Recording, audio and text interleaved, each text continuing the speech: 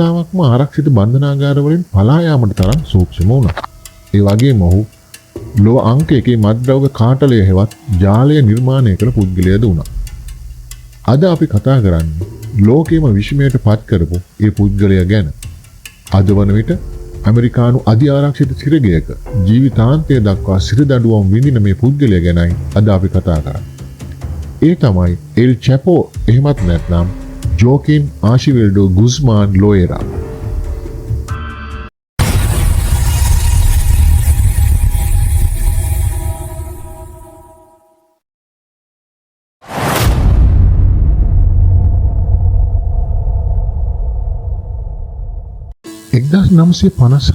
අප්‍රේල් 4 වෙනිදා මෙක්සිකෝවේ සිනලෝවා ප්‍රාන්තයේ ලා ටූනා කියන කුඩා ගමක තමයි ජෝකින් ගුස්මාන් ලෝයරා ඉපදෙන්නේ. මේ ප්‍රදේශය සාමාන්‍යයෙන් කඳු වලින් වටවෙච්ච ගමක්. ඔහුගේ ළමා කාලේ ඉතාමත් දුෂ්කර එකක් වුණා. ඔහුගේ පියා මැනුවෙල් ගුස්මාන් ගොවිතැන් තමයි කළේ. ඒ වගේම ඔහු ළමයින්ට නිරතුරුවම ශාරීරික වදහිංසා කළ බවට ඉතිහාසයේ සාක්ෂි සටහන් වෙනවා. ගමේ කිසිම ළමයෙකුට රස්සාවක් නැහැ. ආහාරවලටත් නිසි හැකියාවක් තිබුණේ නැහැ. සිනලෝවා කඳු ප්‍රදේශය ප්‍රසිද්ධ වෙලා තිබුණේ එකම දෙයකට. ඒ තමයි පොපි වගාවට. ඔව්, හෙරොයින් හදන ගස් වගාවට. ජෝකින් ළමා කාලෙදිම ඒ ව්‍යාපාරයට ඇතුල් වෙනවා. ඔහුට එල් චැපෝ එහෙම නැත්නම් කෙටි ඇඟක් තියෙන කෙනා යන නාමය පටබැඳුනේ ඔහු එතරම් උස නොවුණු නිසා.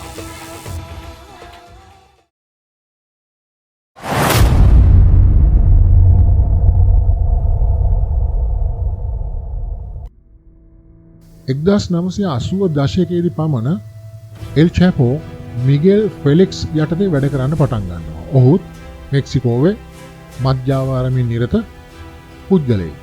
ඒ කාලෙදී එල් චැපෝ මත්ද්‍රව්‍ය ඇමරිකාවට ගෙනියන ආකාරය පිළිබඳ ක්‍රමානුකූලව ඉගෙන ගන්නවා. 1989 දී මිගෙල් අත්අඩංගුවට ගත්තම එල් චැපෝ තමන්ගේම ජාලයක් ආරම්භ කරනවා.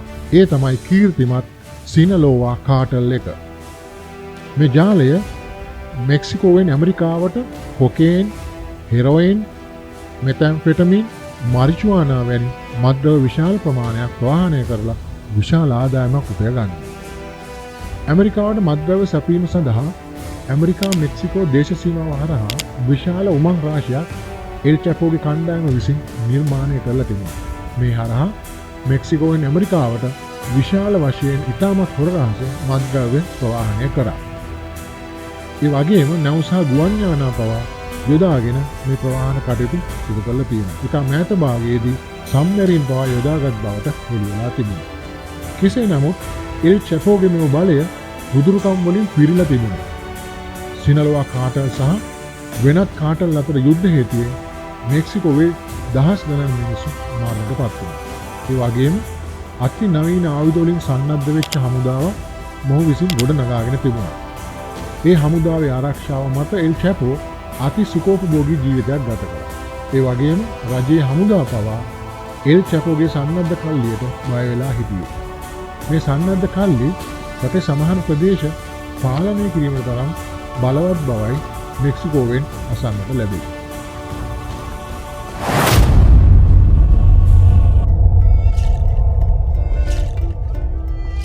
සාමාන්‍යයෙන් එල් චැපෝ නීතිය සමග සෙල්ලම් කරපු අපරාධකාරයෙක් ලෙසයි පිළිගන්නේ.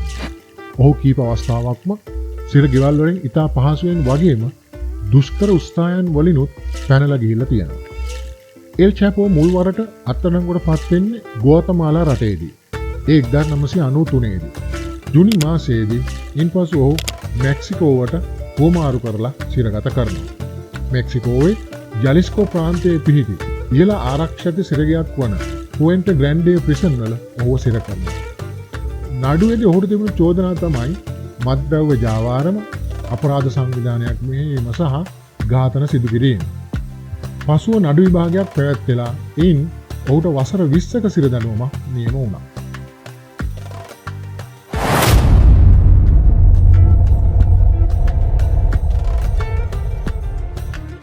කෙසේ වෙතත් 2001 ජනවාරි 19 වෙනිදා එල් චැපෝ පුවෙන්ටෝ ග්‍රැනේඩ් සිරගෙදරින් පැන ගියා.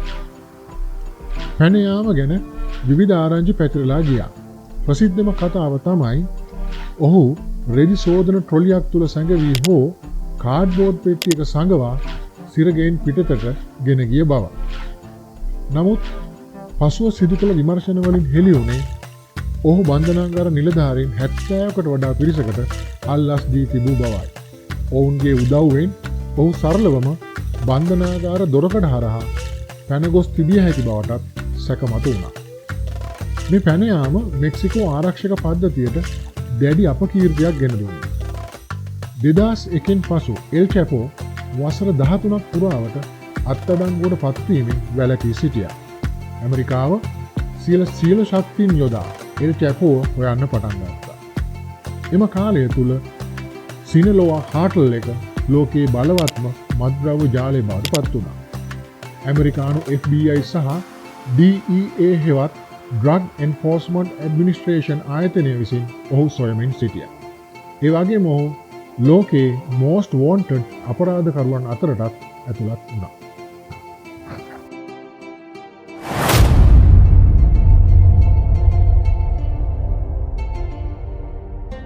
වසර 13ක් පුරා අල්ලාගත නොහැකිව සිටි ජෝකින් ආචිවිල්ඩෝ ගුස්මාරා ලෝයරා හෙවත් එල් චැපෝ 2014 පෙබරවාරි මාසයේදී මෙක්සිකානු නාවික හමුදාව විසින් මසට්ලාම් නගරයේදී අත්අඩංගුවට ගත්තා.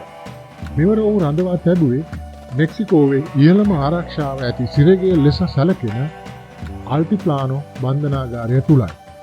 මෙය පැන යා නොහැකි සිරගයක් ලෙස ප්‍රසිද්ධියට පත් වූ ස්ථානයක්.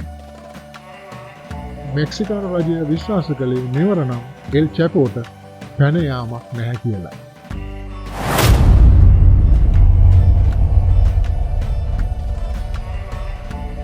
නමුත් 2015 ජුලි 11 වනදා සන්ධ්‍යාවේ CCTV කැමරා ඔහුගේ සිරකාමරය නිරීක්ෂණය කරමින් තිබුණා.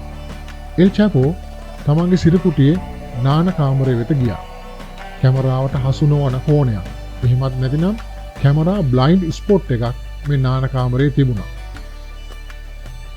2015 ජුලි 11 වෙනි දින ඔහු මෙක්සිකෝවේ අතිශය ආරක්ෂිත අල්ටිප්ලානෝ බන්ධනාගාරයෙන් පලා ගියා. ඒ මොහොතේම ඔහු අතුරුදහන් වුණා.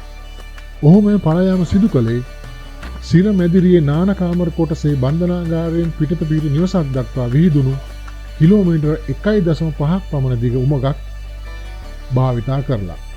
දිගු කාලයක් ඉතා සූක්ෂමව සහ නිවැරදි ගණනයන්ට අනුව මෙම උමග නිර්මාණය කරලා තිබුණා. මේ කැණීම් පිළිබඳ කිසිදු පෙර ඉඟියක්වත් මෙක්සිකානු ආරක්ෂක අංශ වෙත ලැබී තිබුණේ නැහැ. මෙම උමග උසින් අඩි 6ක් පමණ වූ අතර නල මගින් වාතය උමගට ලබා දී තිබුණා. ඒ වගේම විදුලි ආලෝකය පමා උමග අවසන් වන තෙක්ම සපයා තිබුණා. අනෙක් පුදුම සහගත දේ වුණේ මෙම කිලෝමීටර 1.5 ගමන් කිරීම සඳහාම පීරි මත පැදිය හැකි මෝටර් සයිකලයක්ද උමග තුල සකස් කර තිබුණා. උමග අවසන් වුණේ සිරගෙයින් දුරස්ත ඉදිකිරීම ස්ථානයක ගොඩනැගිල්ලක් තුල. කෙසේ වෙතත් පැන යා නොහැකි සිරගෙයින්ද එල් චැපෝ පැන ගියා.